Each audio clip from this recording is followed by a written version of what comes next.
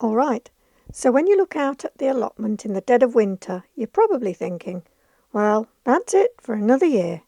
It just looks like a patch of cold, empty earth waiting for spring to wake it up. Everything's quiet. It's easy to think that fresh food from the garden is just a distant summer memory. But what if I told you that this chilly-looking plot is still hiding some absolute treasures? You won't believe what we're about to pull out of here. Right now, in the depths of winter, we're still eating fresh, delicious food, and today we're going on a quest to harvest it. It's amazing what a bit of clever planning and some protection can do. The air is definitely crisp, and you can see I have my silly hat on to protect my ears. But there's a real magic to being out here at this time of year. It's just so peaceful. And while, a lot of the beds are having a well-deserved rest, some are still very much awake. The secret is simply picking the right crops and giving them a bit of shelter from the worst of the weather.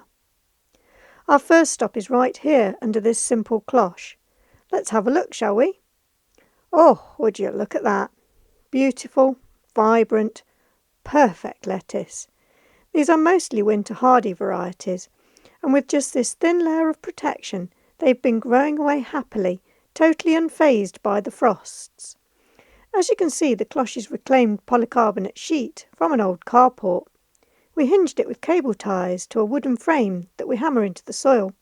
This way it can be stored away flat down the side of the shed when it's not in use. We have found this A-frame shape offers enough protection from the wind, rain and snow, yet allows good airflow through to blow away any mould spores and keep the salad leaves dry. Too enclosed means the lettuce will rot off, and we've done that before, as does too much moisture. It looks dry under here, and the surface is, but the rain runs down the cloche, which is inside the bed on purpose, as the water seeps slowly into the bed for the salad leaves to access. Now to harvest. I'm just going to take a few of the outer leaves from each plant. This is the cut and come again method. I think I first saw it being done by Charles Dowding. By leaving the central part of the plant, it'll keep producing new leaves for us, meaning we can come back and do this again and again. You get fresh lettuce for weeks, even months just from one sowing. And the flavour, it's just so much better than the stuff you buy in the plastic bag from the store. It's crisp, it's sweet, and it's full of life. What a treat! Plants grow slowly at this time of year, so I only pick what we will use. Unfortunately, that growth includes the weeds. Of course, harvesting is just a small, tasty part of the winter story. These winter veggies are like gold to us. They keep us going through all the winter months. But the work we put in now on these beds that look empty is what really guarantees an incredible start to the spring. This is the time for the big jobs, the groundwork you just don't have time for in the chaos of the growing season, because once it starts, it really starts.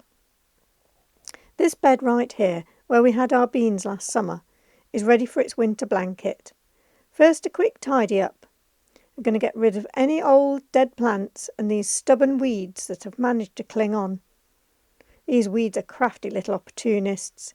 They'll pop up whenever there's a mild spell. So getting them out now saves a ton of work later. Once the bed is clear, I'm going to put down some cardboard on this section here. Covering your bare soil is important. It can protect the soil by smothering the weeds, so it's nice and clear when I'm ready to plant. Nature abhors a vacuum and will fill bare soil quickly. The worms love this too. They'll be working away under this cardboard all winter, breaking it down and dragging that goodness into the soil. Come spring, if we peeled this back, the soil underneath would be gorgeous and crumbly and teeming with life, and pretty much weed-free. However, I intend to plant through it this year to try and combat the drought we may get. Like last year, here in the Midlands it killed our first sowings. I don't know if it affected you too. While I'm covering this up, I'm already thinking about next season and what I want to plant where. Winter is the perfect time to grab a cup of tea and a notebook and just plan everything out. Thinking about what worked last year and what didn't It helps me make the next year better. Another job I love doing now is topping up the paths with wood chips. It keeps everything looking tidy and holds the weeds down. And as the chips break down, they create this amazing rich material that I can scrape up and add to the beds in a year or two. But that job is for another time. Next up, a quick but absolutely vital job, the winter greenhouse clean out. It's so tempting just to shut the door and forget about it until March. But an hour spent in here now will save you a world of headaches later. Pests like spider mites and fungus gnats are looking for a cosy spot to spend the winter, and a messy greenhouse is a 5-star hotel for them. I'm clearing out all of the old plant debris. You can give it a wipe using a bucket of warm soapy water. You don't really need to use harsh chemicals here, but only do it when it needs it. While I'm at it, I'll give the whole structure a once-over, checking for any loose panels or damage, making sure it's all buttoned up and secure for any winter storms.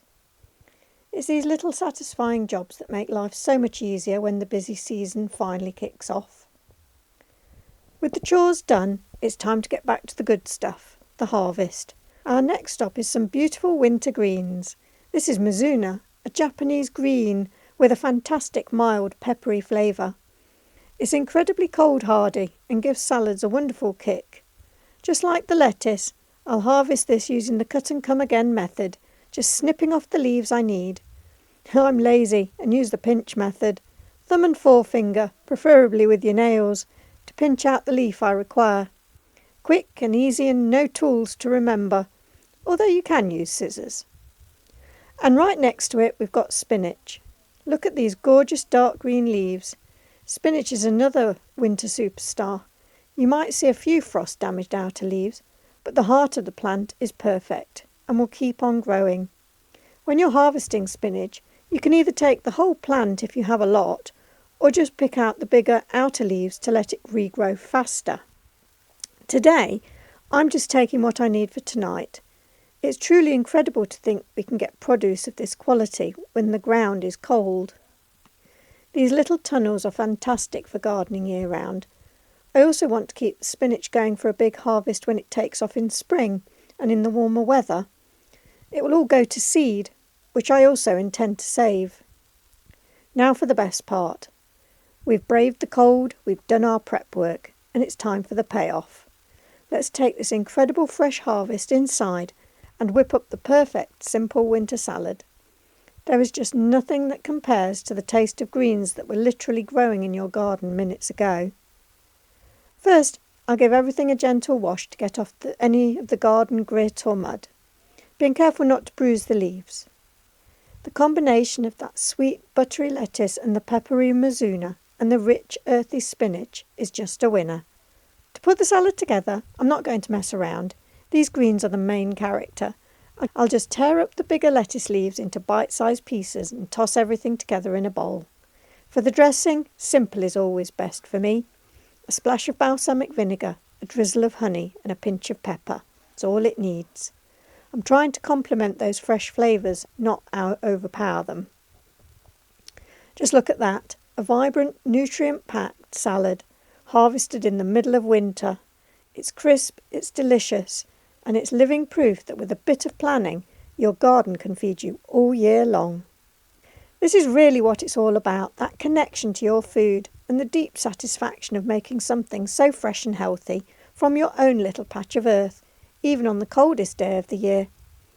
So what are you harvesting in your garden? I'd love to hear about your own cold weather wins. Let me know down in the comments. If you enjoyed seeing what's possible on the allotment when everything's supposed to be asleep, please give this video a like and think about subscribing for more of our gardening adventures. It really does help me out. Join us next time as we tackle a freezer full of last year's summer tomatoes. We'll be clearing out the last of the old tomato and pepper plants from the home greenhouse and turning that frozen bounty into some amazing winter soups and sauces. It's all about making the most of every single harvest. Thanks for watching, and we'll see you again soon.